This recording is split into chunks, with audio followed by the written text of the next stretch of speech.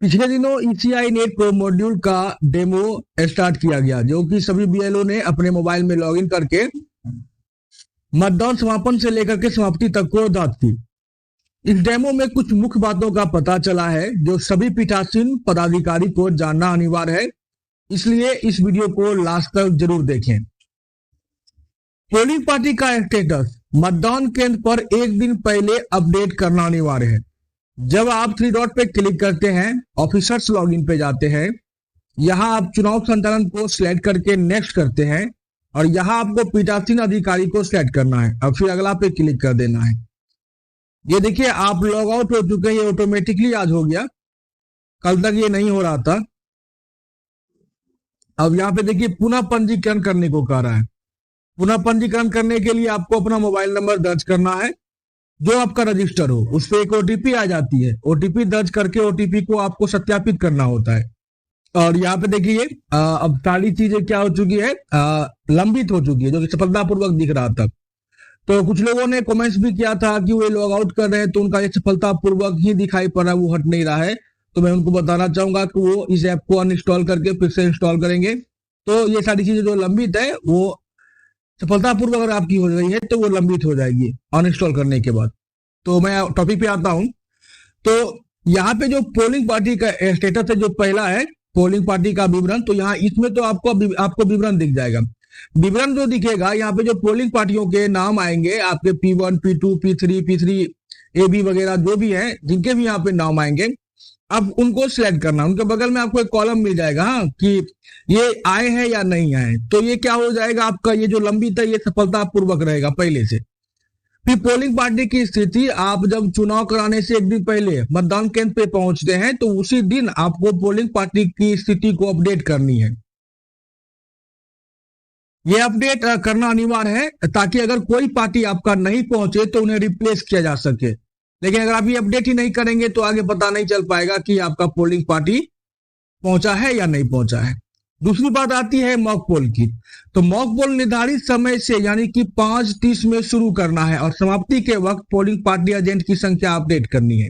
जब आप mock poll पर क्लिक करते हैं तो यहाँ पे देखिए आपको कहा जाता है कि क्या जब पोलिंग पार्टी की स्थिति आप अपडेट करते हैं तब फिर यहाँ पे देखिए अगले दिन जब मॉक पोल कराया जाएगा तो मॉक पोल का ऑप्शन है। आप यहाँ पे नीचे में कहा भी गया है कि 5, 5:30 में आपको मॉक पोल स्टार्ट करनी है। तो एक आदमी जो आपके सहयोगी होंगे P1 या P2, आप उन्हें बता देंगे कि जब तक आप वीवीपैट BUCU को कनेक्ट करने में लगे हुए हैं तब तक में क्या हो कि वो ऑनलाइन अपडेट करने में भी लगे रहें। तो मॉक पोल पे आ जाना है। तो यहाँ पे क्या मॉक पोल शुरू हो गया है, तो ये 5:30 तक आपको अपडेट करना है। अपडेट करने के बाद यहाँ पे आपको रुक जाना है। जब मॉक पोल की समाप्ति हो जाएगी, जब मॉक पोल आप समाप्त कर देंगे तब जाकर मतदान एजेंटों की संख्या को सिलेक्ट करना है। हाँ, उसके बाद जाकर के मॉक पोल पूरा हुआ को आपको सिलेक्ट करके पुष्टि कर देनी है। अगली बात ये आती है कि मतदान 7 बजे समय शुरू कर ऑनलाइन ईसीआई नेट पर भी अपडेट करना है। पोल प्रारंभ करे पर क्लिक करना एकदम समय से। 7 बजे आप जब पोल स्टार्ट कर देते हैं तो 7 बजे यहाँ पे हाँ मतदान शुरू हो गया है, इस पर क्लिक कर देना है। बहुत सारे लोग ये कह रहे थे कि जब तक वोट ना गिरे तब तक क्या मतदान प्रारंभ करे को ऑप्शन को नहीं टिक करना है, तो ऐसा नहीं है। आप मतदान शुरू कर चुके हैं 7 बजे, वोट गिरे ना गिरे इसकी रिपोर्ट के लिए अलग ऑप्शन है यहाँ मतदान रुझान, इसलिए इस बात का आप लोग ख्याल रखेंगे। अब पोल प्रारंभ के बाद 7 से 9 बजे तक कितने पोल हुए उसकी संख्या 7 से 9 वाले कॉलम में दर्ज कर पुष्टि करनी है। मतदान रुझान पे आएंगे तो यहाँ पे 7 जैसे ही बजेंगे तो ये कॉलम जो भी लॉक है ये ओपन हो जाएगा और यहाँ पे आपको पोल डालने का ऑप्शन देखने को मिल जाएगा कि कितने वोट हुए हैं 7 से 9 के बीच में 2 घंटे के अंतराल में। और यहाँ पे आप इस पोल को चेंज कर सकते हैं। मान लेते हैं कि 9 बजे तक पोल आपने यहाँ पे दर्ज किया है तो 9:20 तक इसमें आप डाटा को अपडेट कर सकते हैं, चेंज कर सकते हैं। लेकिन 9:20 के बाद ये डाटा लॉक हो जाएगी और ये सुरक्षित करे की जगह पे आपको पूर्ण ग्रीन कलर में दिखाई पड़ेगा, यानी कि ये अभी डाटा लॉक हो चुकी है। और ठीक इसी प्रकार समय समय पर पोल का स्टेटस ऐप में आपको अपडेट करते रहना है। एक बात का ख्याल रखेंगे कि महिला व पुरुष की संख्या भी प्रत्येक घंटे निकाल कर रखना है, क्योंकि कंट्रोल रूम से भी आपको कॉल आ सकती है कि कितने महिला कितने पुरुष में टोटल कितने वोट हुए। पोल समाप्ति के वक्त आपको एक बात का ध्यान रखना है कि ईवीएम से कुल वोटों की संख्या एवं फॉर्म 17C में कुल वोटों की संख्या ऐप में डाले गए कुल वोटों की संख्या से सेम हो, महिला प्लस पुरुष की संख्या भी सेम होनी चाहिए। हाँ, ये नहीं है कि आपने मतदाता का कहीं कहीं अलग अलग अगर आपने रिपोर्ट दिया तो फिर आपको परेशानी हो सकती है। इसलिए इस बात का ध्यान रखेंगे कि ईवीएम में वोटों की संख्या, 17C में वोटों की संख्या और ऐप में वोटों की संख्या सेम होनी चाहिए। और यहाँ पे जो पोल बंद करेगा ऑप्शन है, ये आपको 5:30 के बाद अपडेट होगी। 5:30 तक आप लोगों को हड़बड़ नहीं करना है।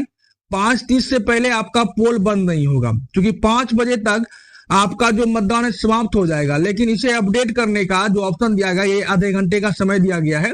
आधे घंटे में अगर कोई चीज इधर उधर है तो आप उसे सही कर सकते हैं। इसलिए पोल बंद करेगा ऑप्शन जो है ये आपको लास्ट टाइम में अपडेट होगा 5:30 के बाद। 5:31 होते ही आप पोल बंद करेगा ऑप्शन आपको सुनिश्चित करना होगा। पोल बंद करने के बाद यहाँ पर देखिए कहा भी गया है डिस्क्लेमर में कि मतदान केंद्र छोड़ने से पहले कृपया सुनिश्चित करें कि नीचे दर्ज किया गया डेटा प्रपत्र 17C से मेल खाता हो।